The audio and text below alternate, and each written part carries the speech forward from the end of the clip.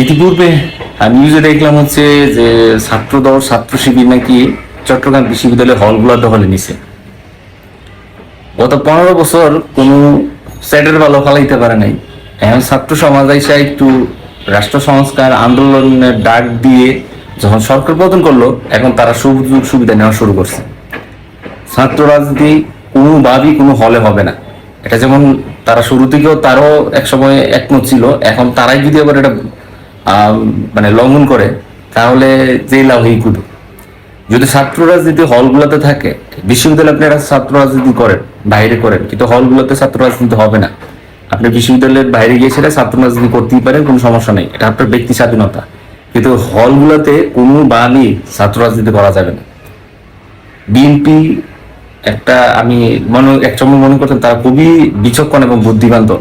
তারা যে তাদের যে মানে মুখ্যতার চরম পর্যায়ে গেলে এমন একটা সময় সমাবেশ ডাক দিছে, যে সময় রাষ্ট্রের মধ্যে অরাজকতা, খুন, ডাকাতি, অগ্নিসূজন, তারা চুরি, বাটপারি, সাইমসে সব কিছু হইতেছে। ওই মুহূর্তে তারা নাকি সমাবেশ ডাক দিছে। এখন কি তারা ইয়ে করতেছে যে তারা নাকি তাদের নেতা কর্মীদেরকে দিক নির্দেশনা দিছে। মানে কতটা বোকাচোদা হইলে দিক নির্দেশনা নাকি তাদের সমাবেশ ডাক দিয়ে দিতে হইব। একটা ব্রেইনলেস একটা দলের মধ্যে এতগুলা নেতা কর্মী, এত বড় বড় লোকগুলা কিভাবে আছে আমি জানা নেই। আমি পার্সোনালি মানে আমি এদের প্রতি একটা সিম্পাথি ছিল যে হ্যাঁ তারা অনেক বছর নির্যাতিত ছিল, কারাবন্দী ছিল, তাদের প্রতি একটা মানুষের সহানুভূতিশীল ছিল। কিন্তু তারা যে কতটা ব্রেইনলেস নেতা কর্মী নিয়ে তাদের দল গঠন করছে, এটা হচ্ছে আমি গতকালকে দেখার পরে বুঝতে পারলাম। তারা গতকালকে শোডাউন দিতেছিল এদিকে, তো আমরা কয়েকজন বললাম যে আপনারা শোডাউন দিচ্ছেন কেন, এদিকে এমনি মানুষ আতঙ্কের মধ্যে আছে।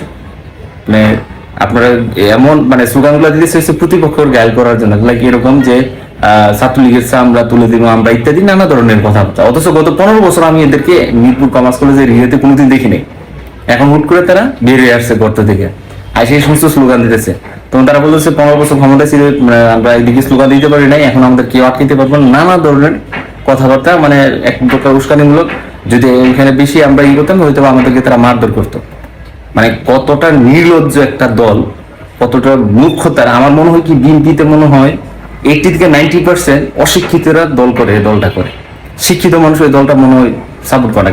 বিএনপি অনেক জ্ঞানী গুণী লোক আছে, তারা হয়তো বা এই যারা সমাবেশ ডাক দিচ্ছে এই সমাবেশে তারা সমর্থন করে না।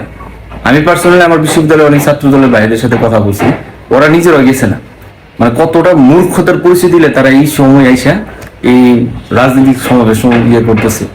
তারা নিজেদের দলগুলোকে নিয়ে সেরা বিভিন্ন ব্যানার, আপনারা হয়তো খেয়াল করবেন যে সিটি কর্পোরেশন নগর ভবনে তারা ব্যানার লাগাই দিছে তাদের।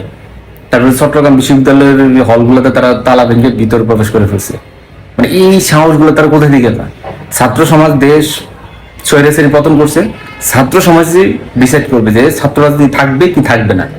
আপনাদের মতো স্টেটের বাল আইসেসেরা এখানে 2 দিনের গিয়ে বেড়ে গিয়ে আইসেসেরা এখানে এসে ক্ষমতা দেখাইতে আসেন না। একটা 15 বছর মানে ক্ষমতা নামাইতে 15 দিন লাগছে মাত্র। আর আপনাদের মতো এই হাওয়া ভবনের যে নেতা কর্মীরা আছেন তাদেরকে নামাইতে বেশিক্ষণ লাগবে না, 15 মিনিট লাগবে বড় জোর। স্টেটের বালের দল।